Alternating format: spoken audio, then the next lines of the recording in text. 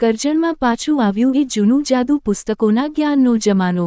એક સમય હતો જ્યારે સાંજ પડતા લોકો હાથમાં પુસ્તક લઈ લાઇબ્રેરીની શાંતિમાં ડૂબી જતા, પાનાઓની વચ્ચે સ્વપ્ન, વિચાર અને પ્રેરણા શોધતા। આજે મોબાઈલની સ્ક્રોલમાં શબ્દો છે, પણ આત્માનો સ્પર્શ ક્યાં?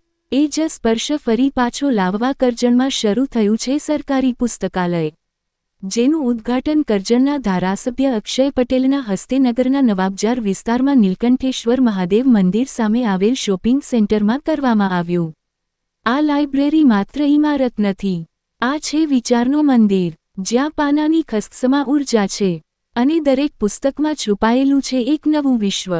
ફરી પાછું વાંચીએ, કારણ કે પુસ્તક ખોલવાથી જ્ઞાન જ નહીં, પણ પોતાને શોધવાની એક નવી શરૂઆત થાય છે।